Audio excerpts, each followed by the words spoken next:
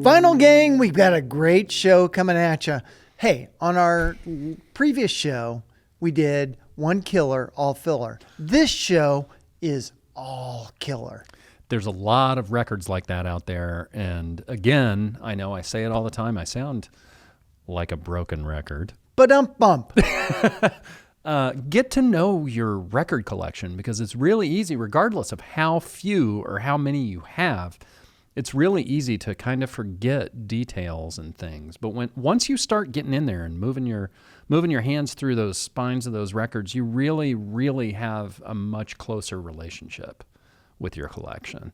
So there are a lot of all killer albums. We could probably just do a show that's completely based on albums that are all great. Yes. But the thing that makes those stand out is the albums that aren't so great, right? True. Yeah. So did you have any in mind when we first started talking about these two shows? Did you have any in mind that just immediately stood out to you? Yeah. Oh, yeah. Yeah. More than a couple. More than a couple. We usually don't discuss what we're going to talk about. I think John knows what I'm going to talk about today, but I don't know all of the ones he's going to talk about. But I bet I could guess them. Yeah. Well, I'm going to... And as we try to do, we try to talk about different stuff. Mm-hmm. Stuff that we haven't. Yeah. So this is not a ranking. So there's a bunch of stuff that we've left out of the mix. Yeah. And that brings me to one of my points. We have a link in the description that's called Fourth Wall that you can go to. And it's kind of our website for the show away from the YouTube channel, where we're going to start communicating with you guys. You guys can actually add, you can join to support the show on a monthly basis at different levels. You can also get merch there, and our merch machine is going to start gearing up, because we're going to have merch, the typical like this shirt, but we're also going to have merch that's designed by Keith, that's designed by Jacob, our wonderful editor, that's designed by Wheels and designed by me. We're going to personalize this a little bit more, and we'll also take, suggestions from you on what you would like to see us put available out there with the Vinyl Ventures logo on it. What else do we want people to do if they go to the socials, John? If they go to the socials, especially on YouTube, give us that like and subscribe and share and comment, because this is a community, and our Fourth Wall presence is also a community. But this is all about people who love listening to music, not just on records, but mostly on records. We only talk about records on this show. But it's a community of people who love music and for whom music is a big deal in their lives. So, John, are you going to start with one of those that immediately popped into your head? Yes. To talk about the All Killer album? Well, I know that the Vinyl Ventures album is all killer. It's all killer. This is our 50th anniversary, or 50th anniversary. It's our 50th anniversary. Jesus Christ! If we're gonna have a 50th anniversry, I'm gonna be in a coffin doing the show. Yeah.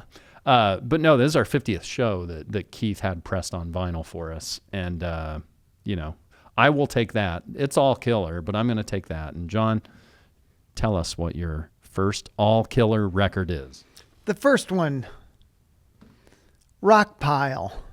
Super group. Seconds of Pleasure. Yes, Dave Edmunds and Nick Lowe. Yeah, and I'm sure you guys get sick of hearing me talk about Elvis Costello, but Nick Lowe was like such a vital part of Elvis Costello's career in the early days.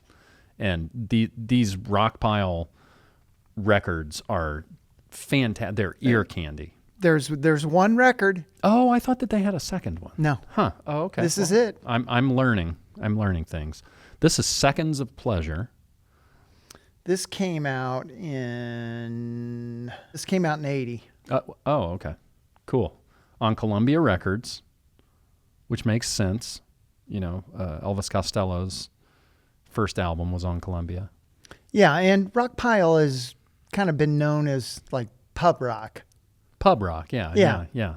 Where there are just a bunch of great songs. This is one of those records that I didn't have back in the day that I picked up going to shows. I'm like, I need to get that. And then I listened to it and I'm like, oh my God, this thing is great. Because it's one of those records that if you go to a show and you have a relationship with the guys selling records, that they all love this record. Rightfully so. Yeah. It's just chock full of great songs. And it manages to kind of fly under the radar, just like Nick Lowe does in general. I don't think most people know just how important Nick Lowe is. Oh, yeah. He wrote What's So Funny About Peace, Love, and Understanding. That's not an Elvis Costello song. He wrote it. And he's just a great songwriter. He's a great producer. He's a great singer and performer. And again, if you don't have this record, get it. I have it. I haven't pulled this out and played it in so long. So I think this is going on the turntable tonight.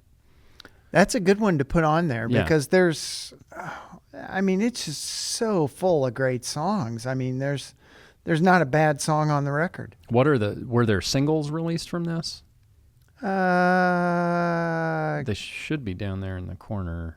Good Oh, question. I don't think they are. There was a time when albums were released and singles were not. Seems crazy, but No, there were no singles. Huh. Interesting. But I mean, while not one song is a standout, every song, it's almost like every song is just as good. Yeah. Yeah. It's true. And I wouldn't say that it's pop, like you said, it's pub rock. Pub rock. But it's just something that you can put on. If you ever have a time when you're having trouble selecting something to listen to, this is one of those records. Yeah. You can put it on no matter what mood you're in, no matter what you're doing, you're going to enjoy listening to Rockpile. They've been called like power pop or That's rockabilly. Yeah. Yeah. That's what I was going to say. Power pop, because I mean, it's, the more recent like power pop band that I think is just criminally underrated is Fountains of Wayne. I mean, their music, almost anything by them is just a pleasure to listen to. This has been called like a throwback to Buddy Holly or Chuck Berry. 50s era. But the band played the songs fast and loud, kind of like the Ramones. Yeah, that's great. Different sound than the Ramones. Yeah, different sound, Yeah. but they're not taking their time on any of these songs. Right, very upbeat for sure. Let me open up the gatefold here. You got the guys right here. Obviously, they're not taking themselves very serious. Very seriously. And it's just a fun record. Right. That's great. Let's see what's on the back. Oh, it's them again. There's Nick right there. Yeah, it's a good one. Sometimes I am amazed at the amount of records there are out there. When you think about it, that time between, let's say, like 1995 and probably 2005 or 6 or 7, everybody's records got relegated to their basement, to their storage unit. You know what I mean? And so what really shocks me is that if I were getting rid of records, I would take them to a thrift shop. I try not to go to Goodwill because they're for profit. We have one near our house that is a Wheeler Mission. They have a thrift store, so I usually don't get rid of records. But sometimes I will go and like take my recycling, and there will be a bunch of records just thrown into the recycling bin. Oh, really? Yeah. It surprises me that because they take up so much space and they're so heavy that people kept as many records as they did, like you. Well, and I think that's it. Well, and I kept them forever, and they were boxed really nice and stored really nice. Yeah. And I'm like, I guess I was just waiting on the time when it was time to get them out again. Yeah, isn't that strange though? I mean, when you think of the sheer amount of records that have been produced, how much there is out there, it'll make your head hurt. Yeah. It really will. But Rockpile's a great one to start with, man. I am going to listen to that when I get home. Yeah, the standout hit was Teacher, Teacher, but I don't even, it was a minor hit. Yeah. But everything kind of has the same vibe. Yeah. And it doesn't have to be a hit. No. I mean, there are plenty of great songs out there Oh, and yeah. great albums filled with great songs that never were a hit. I'm going to talk about a bunch more that don't have hits. Okay. Well, I'm going to talk about my first one. Let's hear it. And I think at some point I said that I didn't have Bad Out of Hell on vinyl. This was an inherited record that I got from my wife's aunt and uncle. They probably 6-7 years ago, they were like, hey, we got all these records downstairs. We want you to take them home. And I'm like, okay. And I was pleasant. I never went down there to look at them. I just came over one day and said, okay. And I'll be damned if probably 90% of those records were records that, like, I literally, Yeah. if I didn't have already, I had other records from those artists, but our tastes definitely meld together very That's cool. well. To the point where they liked a lot of soul stuff too. Yeah. And R&B. So there's like Brothers Johnson in there. And, Oh, man. Earth, Wind and Fire. I mean, just right in my wheelhouse. But this was in with those records. And I remember as a kid hearing, I think it was 2 Out of 3 Ain't Bad, because that was a huge hit off of Bad Out of Hell.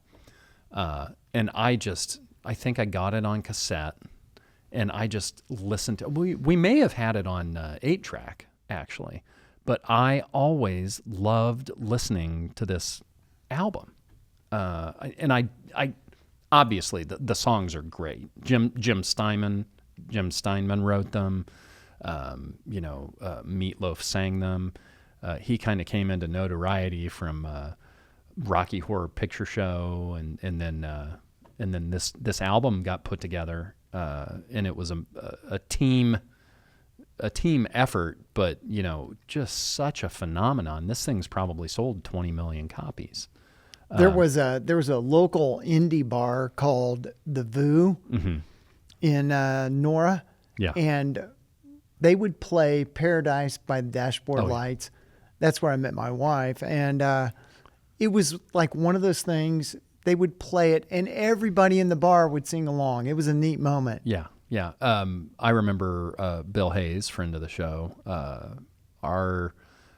my freshman year in high school, my parents always took us to Florida for spring break.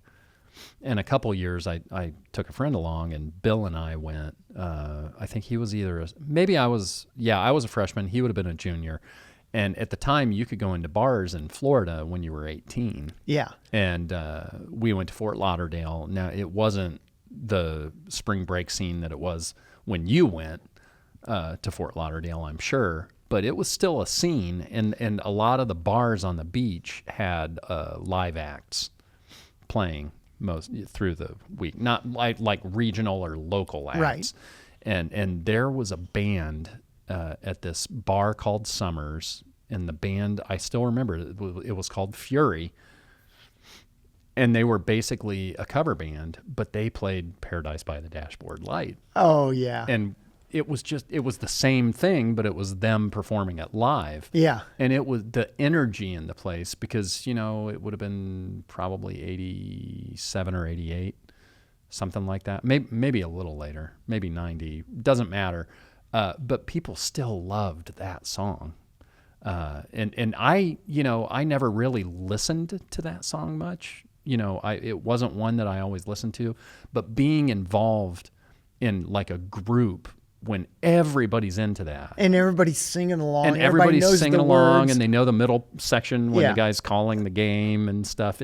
This album is just fantastic. It came out in, October of 1977. It has 5 singles. You Took the Words Right Out of My Mouth was the first one. 2 Out of 3 Ain't Bad. Bad Out of Hell. Paradise by the Dashboard Light, which is odd because that is a long song. It's a long I think song. it's an 8-minute song or something like that. And I think they had radio edits of that for I'm sure they did. radio stations. I'm sure they did. And then All Revved Up with No Place to Go was the 5th single. But this is one of those records, man. I mean, it's an experience. I know that people don't experience music exactly like that anymore, but we all grew up in the era where you listened to the entire album. And this is one that I can put on and listen to straight through. And it's like 46 minutes long, but it seems like that because it's just so good. So we really don't talk about Meatloaf that much. No, his name is Robert Paulson. Is it? Oh, yeah. But we're not supposed to talk about Fight Club, right? No. That's the first 2 rules. But this is one, not only is it amazing for what it is in its original form, and then after this, Meatloaf put a couple albums out that were duds. Yeah. But then he got back with Jim Steinman, and they did a Bat Out of Hell too. And in the early 90s, like in 93, that was a freaking phenomenon as well. Yeah. And that thing sold 10 million copies or something. But yeah, that's a really great record, fun to listen to, and it just kind of lives in the shadow of a lot of other stuff. But yeah. This was the first one I thought of when we talked about the All Killers. So that's perfect. Yeah. All right, man. What's your next one? Next, kind of another super group, Temple of the Dog. Oh, yes. And this came out in 91, and it's really a tribute. Mm-hmm.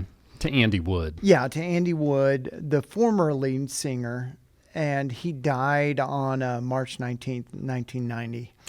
Lead singer, Mother Love Bone. Mother Love Bone, yeah. Which that's the cool thing about these Seattle bands. There was a tight knit kind of group. Oh yeah. And these guys all knew each other, helped each other out, and it would be weird to be part of a movement like that all of a sudden catches fire and bands are being signed left and right for no other reason than just being from that area. Yeah.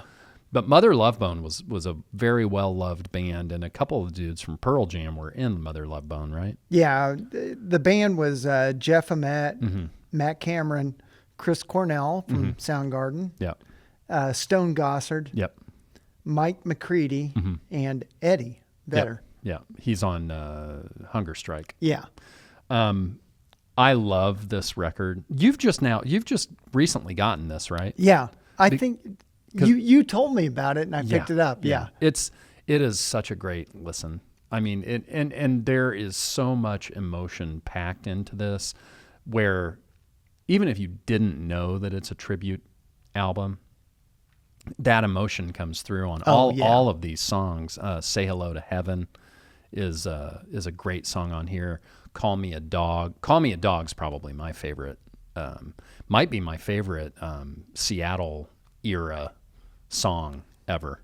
But the whole band shines on this, but you can't get past the fact that Chris Cornell is just a phenomenal frontman. Yeah. Right. He's a great front man. Yeah. Yeah. Rachel and I saw him. He played probably 3 or 4 years before he died. He played a solo show where it was just him playing guitar, and he had another musician with him playing guitar and keyboards sometimes and viola. I've never been a huge Soundgarden guy, but I feel like we need to go to this and see this show. And it's one of the best live performances I've ever seen. That's incredible. Even with all that going against him. But yeah, and this album, man, it's just so great. It's kind of like an undiscovered gem, but the whole damn thing is really, really good. Yeah, it's a really, really splendid collection of songs. Pushing Forward Back, that's another great song on there. And Hunger Strike was the big single. Yeah, and it just the timing is strange too, because that kind of coincided right with when Pearl Jam blew up too. So, I think I'd heard a story that they were recording Hunger Strike, and Eddie Vedder had come by, or maybe he was rehearsing in a studio near them, and that's where they got the idea to put both of them on the song. And it's great. I mean, two iconic voices from that era before either of those bands blew up. Yeah. And singing on the same song. And these guys in this band were busy. Yeah. They had a lot going on. So this album was recorded in 15 days. Really? Yeah. Oh, I didn't know that. I haven't dug into that. Let me open this gatefold up just to show it. You got it? There you go. Yeah. That's very cool. Love it. I love gatefolds. I think every record should be a gatefold. I know that would technically take up twice as much room in our collections as single records do.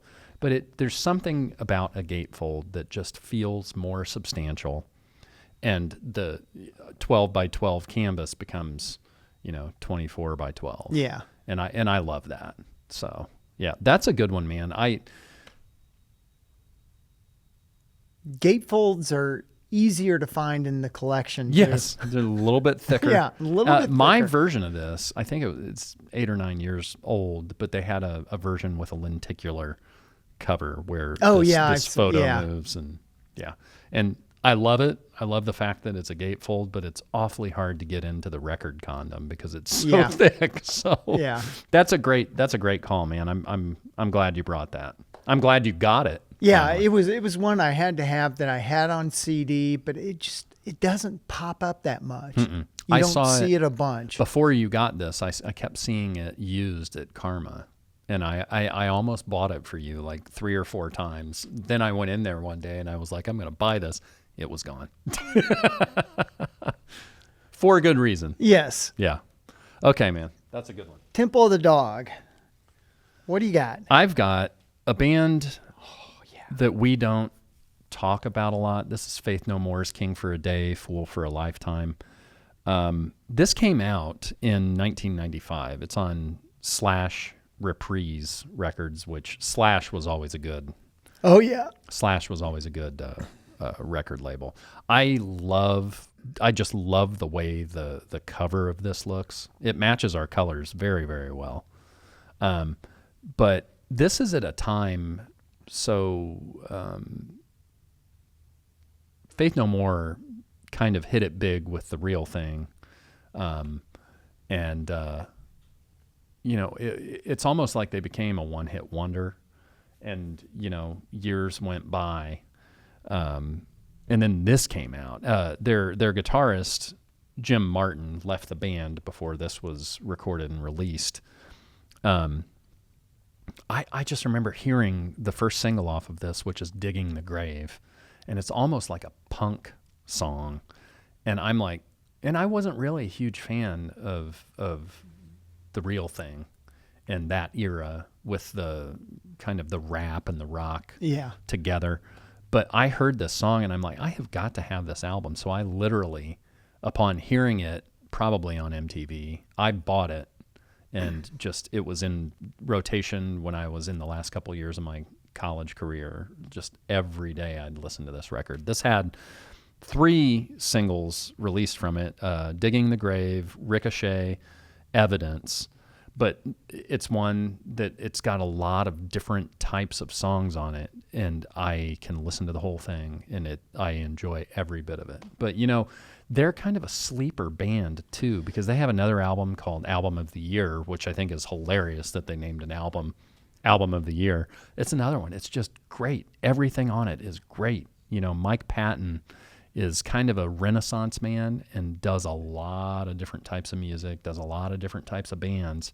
But every time they do something in Faith No More, it's interesting, it's original, and he's got such a great singing voice that I always enjoy it. They did a reunion They did a reunion tour, I don't know, 8 years ago for their Sol Invictus album, and I got to see them twice, 2 nights in a row, once in Atlanta and once in Durham, North Carolina. Oh, that's a good. And it was great. And on that tour, they were in all white.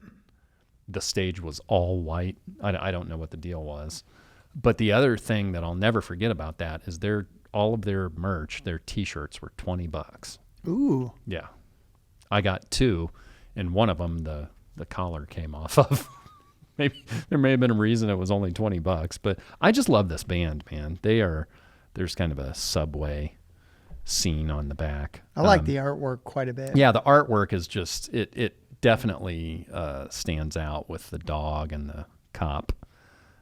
If you haven't listened to this, go get it. Go or listen to it on Spotify, wherever you stream music. Give it a listen. I think you'll be. I think you'll love it. Yeah, I think you'll be very surprised how much you like it. What's your next one, Wheels? Next. Well, this one I can tell you, there are no hits. Of course not. But the Germs. And boy, what to say about the Germs? They had one album. Mm-hmm. This is it. GI. And every single song is just, this is the future of punk. Mm-hmm. They kind of took what the Sex Pistols were doing and turned it into this Southern California sound and didn't look back. And you were plugged into that too. I mean, you paid attention to the undercover or underground magazines. And all of that stuff. So this happened at a time when you were really plugged into that stuff, right? Yeah, and they were probably more than any other studio recording. This captures the chaos of the band because they were a disaster from the word go. I mean, they were getting kicked out of clubs, banned from playing just because it was so, mosh pits were going wild and there was so much chaos. Mm-hmm. Well, I mean, that's teen angst at its best. The Sex Pistols kind of started that chaos and the antagonistic relationship with the crowd, and I really wasn't ever around for any of it. So I'm the kind of guy that when I go to a show and there's a mosh pit, I'm getting the hell away from the mosh pit. Yeah, I'm not going to do that. I have a couple good friends that love that stuff, but I'm not there to be injured or hurt. I'm also not there, just in case you're listening and you're one of those people that goes to live shows and talks through them. Stop it. Just stop it. I'm the old fuddy-duddy. Well, we got to have one. I don't have any germs. Well, you would only have this one. Right. But you know who produced this? Was it Butch Vig? No. Joan Jett. Joan Jett? Yes. I think I may have heard that before. Yeah. That's kind of cool. What's on the back? Oh, you get to see the band. We got Mr. Smear. Pat Smear, who went on to Nirvana and the Foo Fighters. Yep. Lorna. Yep. Darby and Don. Darby, shortly after this album came out, died. Yeah. Well, I mean, that's a through point for a lot of these punk bands. Oh yeah, for sure. I love Pat Smear. I loved when he played along with Nirvana for the live shows, and then became part of the Foo Fighters. I just think it's so interesting that he was in this like renowned punk band that is like anti-pop. Yes. And now he's like a guitarist in the biggest pop rock band in the world. Which the Foo Fighters, it's interesting, man. The Foo Fighters, haven't heard much from them for good reason, because of the, bad PR that Mr. Grohl has gotten. But I bet they come back again with something new soon. I need to get this. I need to give it a listen. What label is it on? Slash. Oh, it is. Okay. Yeah, of course, Slash. So we go 2 Slash records in a row. It came out in October of '79. Oh, really? Yeah. Man. I mean, well, and you figure that was really the heyday of punk. I mean, by the '80s, punk had become new wave. Right. Did punk really become new wave? Well, Or did the industry just shift its attention from... I think a lot of that was because punk had such a negative connotation. I mean, Phil Donahue's doing shows with punks, and it just nobody wanted to be known as a punk because they're not going to sell records. You want to see a quick impression? Speaking of Phil Donahue. Phil Donahue, got the mic? Yeah. That's my Phil Donahue Yeah, impression. that's a good one. I used to watch him all the time when I was a little kid. What a weird thing to watch for a little kid. He was great though. Yeah. Anywho, yeah. Who was on that Donahue show? Was He did was, he was did, John Lydon on there? There may have been some people from bands on Yeah, there. I I don't thought- remember, but there were a lot of them were just people who went to punk shows. Right. And it Troubled teens. And I mean that was kind of the punk ethos was shock. Oh yeah, for sure. It was shock and rebellion and going against everything else music had. Right. Which is it's funny to me because that's, and obviously I wasn't around at the time, but when rock and roll, Bill Haley and the Comets and Buddy Holly and the Crickets and all of these groups first started, I mean, Elvis, Little Richard, everybody was afraid of the music. And really, rock and roll came from the same place that country music came from. It came from the same place that blues music came from the same place that R&B. It's all connected and intertwined. But yeah, I wish I'd been around in those days because I think I really would have enjoyed the outrage and the fear that all of this created. I mean, I remember, like I talked about it on a couple shows ago, that like with Motley Crue and Shout at the Devil and all of the PMRC stuff, which I know you're passionate about. It's so funny because it's trying to do a good thing from the perspective of the people who are against it, but all that the PMRC and that album stickering thing did was made those bands sell more and more and more records. Absolutely. Right. Well, that's a really good one, man. Yeah, and New Music Express listed it as one of the 101 albums you have to hear before you die. We should do, I was fondly recalling all of those essential album shows we did. Oh, yeah. Maybe we do an essential album show where we each pick 5 of the 100 that we really narrow it down from that. What do you think? And rank them. Yeah, what do you guys think? You guys let us know. That's a good one. Yeah. I like it. The Germs. The GI. Germs. Okay. I am very grateful that I have this. This actually might have been a gift from our friend Keith Toombs to me. This is Wildflowers and All the Rest. This is Tom Petty's Wildflowers. This came out in 1994. They recorded enough songs in these sessions to have a double album, but I believe that Warner Brothers resisted releasing a double album at the time. So Wildflowers, as it existed until about 3 years ago, was just a single Tom Petty album. It's such an anomaly of an album because, it's very, at the same time, it's very folksy and very contemporary feeling. The song You Don't Know How It Feels was the first, I think it was, You Don't Know How It Feels was the first single that they released. And I was working at a record store at Ball State in college when that came out, and we just played the hell out of Wildflowers in the store. And I'm sure that probably has to do with why I love the record so much. I mean, there are very few records that I remember playing as promos in the store that I didn't like because we always had, I don't know how it was for you guys, but we always had a say. And if we always had a lot of, and at that time it was CDs, but we always had a lot of records to choose from to play in store. sometimes there would be fights about it because people would hate hearing something over and over and over again. And I typically don't like listen to something a bunch of times, but every time I came into the store, I was always down for playing Wildflowers. If you watch, Rick Rubin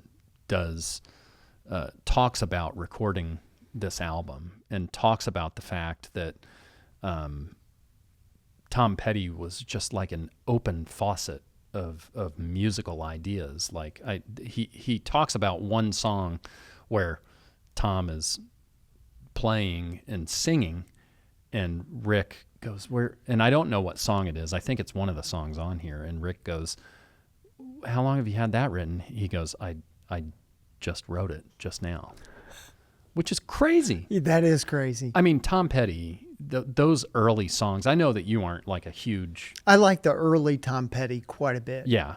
But I know you're not like a huge fan of his. Right. But man, some of those songs, those are iconic rock radio staples. And for someone to, who started in like 1976, who 14 years later has this renaissance of a career because of whatever is magically happening for him to be able to write these songs. I mean, that's pretty amazing. That is. I think it was 6 or 7 years ago that he passed away, which is just heartbreaking because see what I did? Heartbreaking. Yeah. He died way too soon, and he died way too close. Oh shit. And he died way too close to when Prince did. Yeah. And I always, because of them passing away so close together, I always lament that we lost those two dudes at that time. Yeah. But Wildflowers, I can listen to it anytime still and enjoy the hell out of it because it's just, there's something magical going on there. Oh, yeah. With that. And obviously this was not repressed until like 3 years ago. And then they put all of it together and released it. And there's like 4 or 5 different versions of this. There's a bunch. But this is really, really one of those that I love. He also did an album called Highway Companion, I think in 97, maybe a little after that is kind of in the same vein, but it's a banger too. I mean, there's not a bad song on it. I mean, there's something comforting about Tom Petty in that era. Yeah. You know what I mean? The last couple albums that he did with the Heartbreakers were more blues, rock oriented, kind of got back to the roots. So that's kind of a nice cycle for a guy to have in his career. But yeah, Wildflowers, man. If you have not explored And All the Rest along with the original album, give it a listen because it's really, really good. Yeah, pick it up. It's a good one. All right. This little gem. Yes.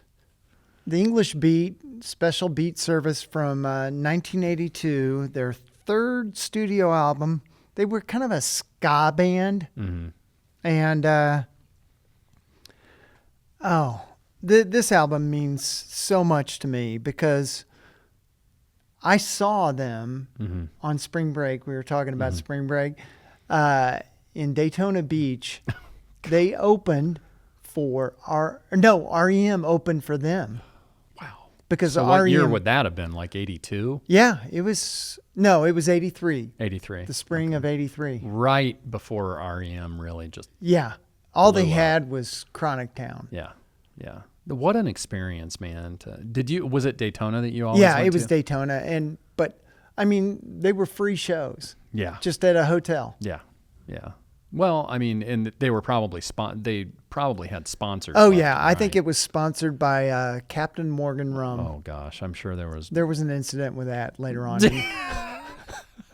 I want to hear that story, Cowboy.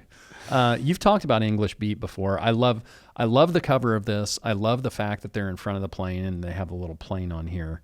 But I also, it's an IRS, isn't it an IRS? Yeah. It's International Record Syndicate record. And it just kind of, did they have IFBs? Yeah. These guys have like earpieces in Yeah. in these close-up pictures on the back that like makes them look like secret agents. Yeah, or because something. they're the special beat service. Special beat service. Yeah, that's cool. You know what?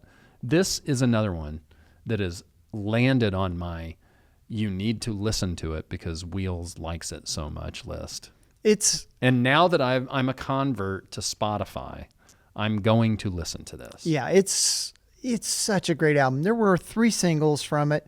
Save It for Later, which still pops up in radio play. That's a great song. Yeah, Save It for Later, because didn't Eddie Vedder did a version of cover that. of it. Yeah. Yeah. Okay. Yeah, I'm on board then, man, because that And, is a great song. But you know what? That's one of those songs. They're British. Yes. That's one of those songs. Most of the time when you hear British acts sing, they don't sound British. They sound British in that song. Yeah. So obviously they, leaned into that. Yeah, they leaned into it. And Jeanette and I Confess. Okay. Those Cool. are the 3 singles. Cool. Awesome.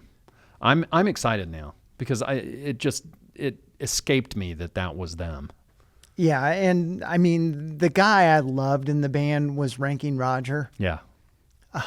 Ranking Roger was such a great performer. Yeah. How many times did you see them? Just that one time. Just that one time. Yeah. They've come to Indy a few times since then. Yeah. And I mean, the Dave Wakeling was the driver behind the band. I think he went on, then they became General Public. Oh, okay. I think I knew that. Yeah. It's so funny. General Public. I think I always get them confused with Public Image Limited, which is John Lydon's band after the Sex Pistols. Well, in General Public, they probably had a top 20 hit. Yeah. Yeah. That's great, man. That's a good call. And, I know you've talked about them before, but when we talk about these records multiple times, it either means that they really just fit as a puzzle piece into the theme that we're talking about, or they're albums that really, really mean a lot to us. And like we always say, we don't talk about records we don't have.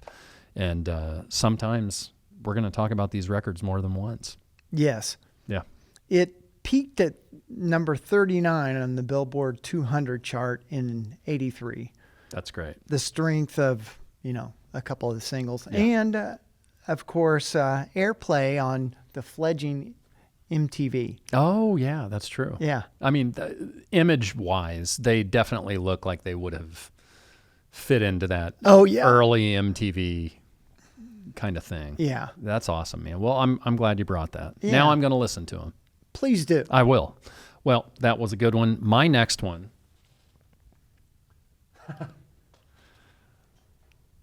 Speaking of talking about a record a lot or talking about an artist a lot, I don't know why I've always felt a special kinship with Miles because there are not a lot of parallels between our lives and any of that.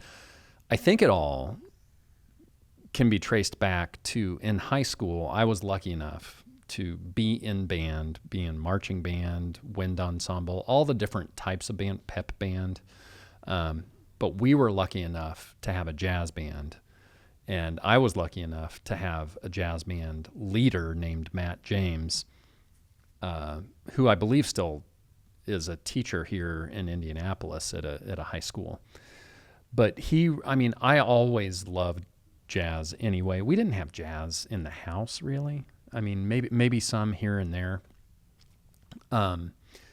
It just caught with me, and I think it's for a lot of the reasons that I've talked about before. It's a few degrees off from popular or rock music, and it is soothing to me for that reason. It's like listening to something that you've never heard before, and it just clicks with you. So. Yeah.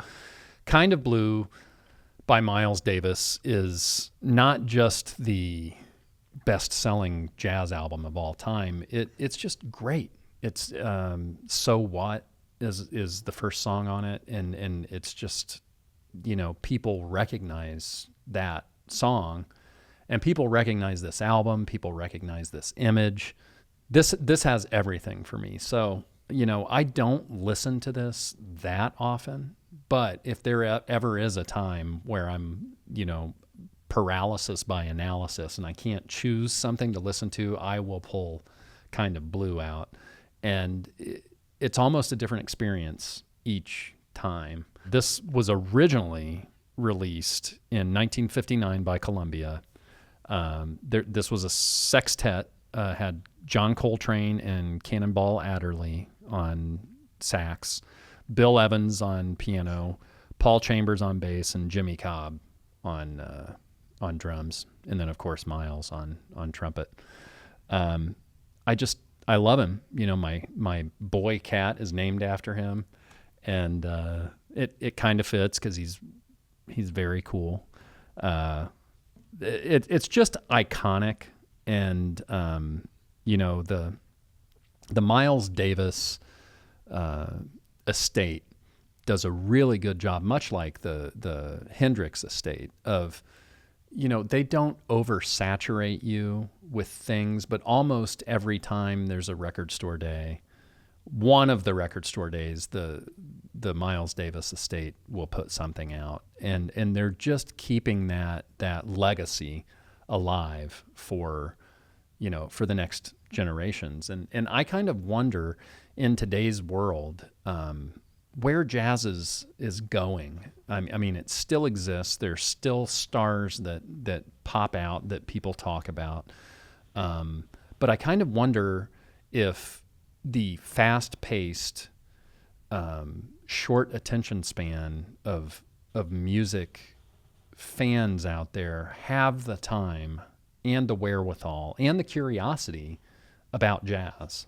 You know what I mean? I mean, it is the one uniquely American art form that is probably loved in other parts of the world more than it is even in the U.S. now. Oh yeah. But it is great. There is such a history packed into these records and into these live performances. And, my wife and I love going to New York City anytime we can. And now every time we go, my wife is looking for small jazz clubs that we can go to have a drink and listen to some bands. And that's a really cool experience. If you've never done it, even if you're not someone who loves jazz, this last time it was probably a year and a half ago, we went to this really small club. It probably only held like 40 people, and went there and listened to this band made up of these dudes who were probably playing at 5 different clubs that night. The drummer comes in, he's got his cymbals and his bass drum pedal, and they sit down and they play jazz standards and stuff. And, then they go on to their next gig where each of them is going to different places. I mean, it feels very impromptu and spur of the moment. And that is exciting, because most of the shows that we go to, rock or pop shows, you see a show in California, it's going to be the same show that you see in Philadelphia. Yeah. You know what I mean? So I think that immediacy and that impromptu level of jazz is what really kind of got me hooked. So I have a couple copies of this. This is my more recent one. But I don't have an original, so if any of you have any originals, let me know. That's one thing to look for, just talking about different pressings and stuff. If you go to antique malls or you go to Goodwill or any place like that has records, I know a couple guys that have found an original pressing of this album at a Goodwill for $2. So keep your eye out. That makes it fun. That's part of the hunt. It's part of the thing that, like, the dig. Yeah, that kind of grabs you and never lets go. But yeah, Kind of Blue, always an appropriate thing to listen to for me. And there's only 6 songs on it anyway. So yeah, that's a good one. Thanks. All right, my last one is one I've talked about a billion times, but And it's a classic one for a lot of reasons. Yeah, the Velvet Underground and Nico. And I've got a repop where the banana peels, but this is not an original. It's like a 70s or 80s repress Yeah. where there's no peel. I want to get that most recent repop that has the peel on. And which is awesome. I've been this close to buying that, like probably no less than 10 times. I have it on CD. I mean, I really do like it. The music on here is, I mean, I can't say that I love Velvet Underground or I love Lou Reed, but for the time, this band just sounds alien. Yeah, they don't sound like anything else. No, then or since. No. And this came out in 1967. So you think of what was going on at the time, and it's like, really? We're going to do this? Because, I mean, Summer of Love. Yeah. And, more hippie type stuff. And these guys are kind of almost performance art or performance rock with music. And then their partnership with Andy Warhol, their partnership with him is probably why we're still talking about them, to be completely honest. But they were so individual musically that even if he had nothing to do with it, we'd probably still be talking about him. Oh, yeah, because the influence this band has had is just, it goes on and on. Yeah. You can ask virtually any band if they've heard the album, they're, oh, yeah. Yeah. And John Cale has produced a bunch of bands, and, Lou Reed kind of had in the late 80s, kind of had a uptick in his, I think it was his New York. He had an album called New York that Dirty Avenue, I think was he's had some song. He's had some wacky albums. Yeah. And then of course he did that album, that Lulu album with Metallica. Yeah. That is much maligned, maybe even more maligned than Saint Anger is, but yeah, just an interesting dude. Some people involved in music have like one foot in music and another in art and performance art. And I kind of, Yoko Ono was like that. I mean, there are some people that are fans. I haven't heard a lot.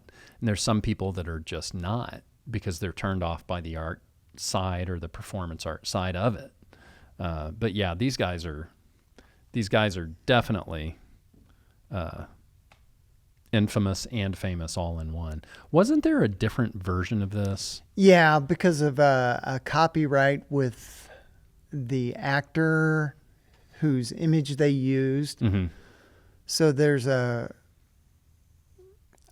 don't know what happened. There was some legal action, and so they had to change subsequent pressings. Put Lou's image up there instead. And funny enough, this is on Verve, right? Yeah. Yeah. So Verve is technically a jazz label. Oh yeah.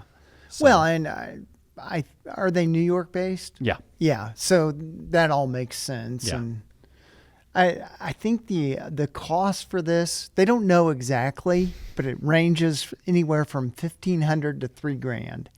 Oh, to record it? Yeah. In 67. Yeah, in 67 that was probably a lot of money. Yeah.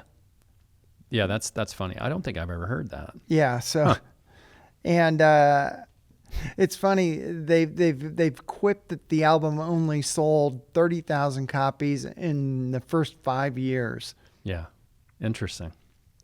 And like selling it out of the back of their car. And Brian Eno said, yeah, but everyone who bought one of those 30,000 copies started a band. Yeah. That's where I've heard that. Yeah. Yeah, it's true. I'm sure it's true.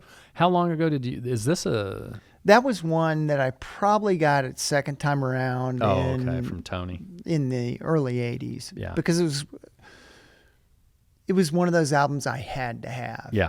Yeah. And, at that time, they're not selling new reissues of this. The only way to get it was used. Yeah.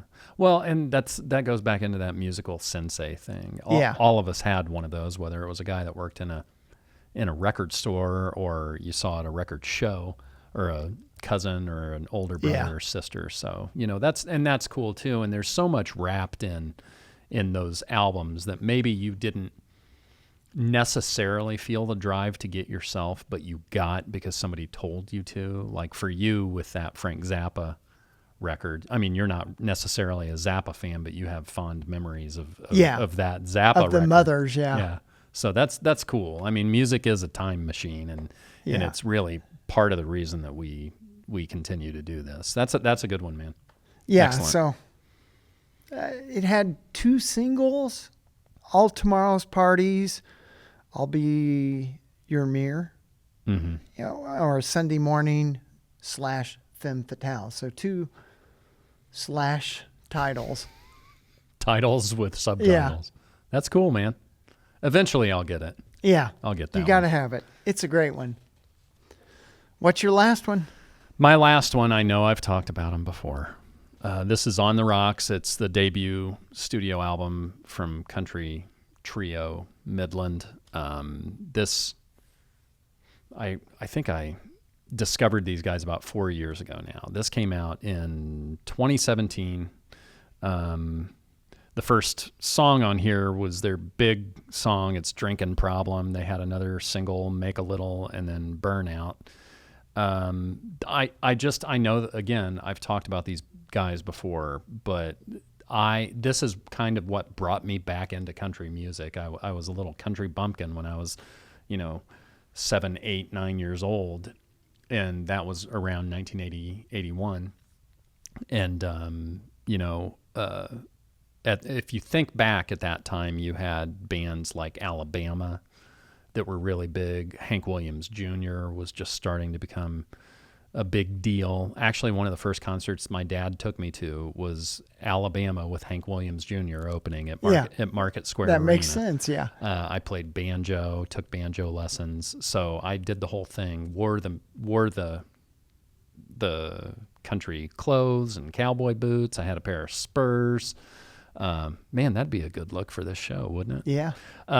But these guys, I heard Drinking Problem while I was grilling burgers at my mom and dad's place, and I was like, I cannot believe, A, how good of a song that was, B, that I'd never heard it, and C, that these guys aren't just huge stars. Yeah. But country music is such a big swath, you know what I mean?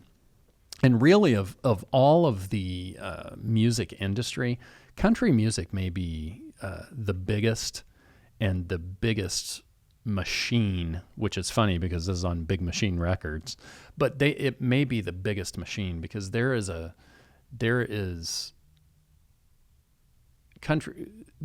something in place where, country music operates on its own frequency.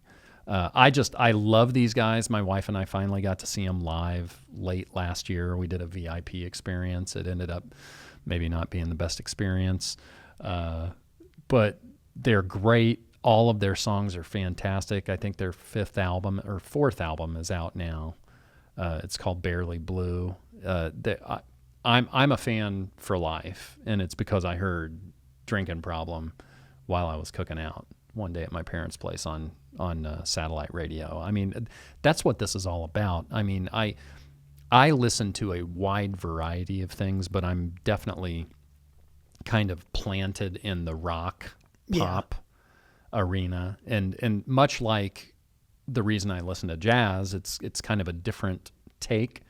It's nice to have country music or some other type of music, be it jazz, whatever, to play and to enjoy and just kind of exercise that part of your brain, or that muscle in your ear, just to do something a little different that really catches you.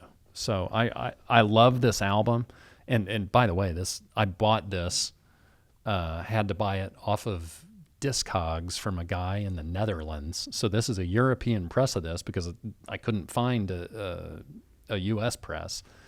And I'm not kidding you. It came to my house. I think I paid like $50 for it.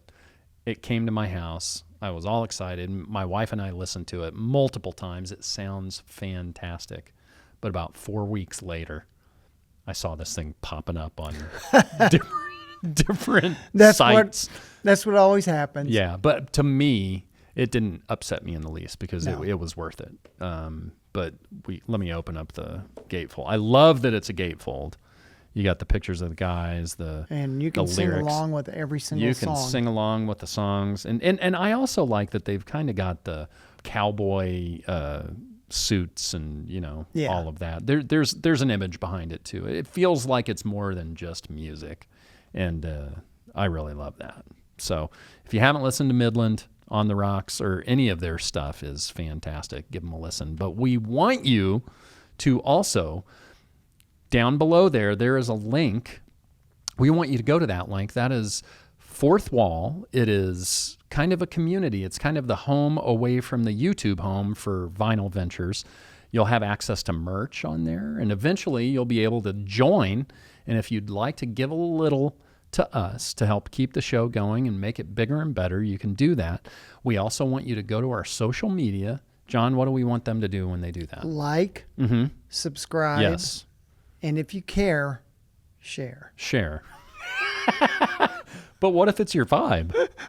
Then you subscribe. Oh, okay. See, we're not just hosting a YouTube record show. We're poets.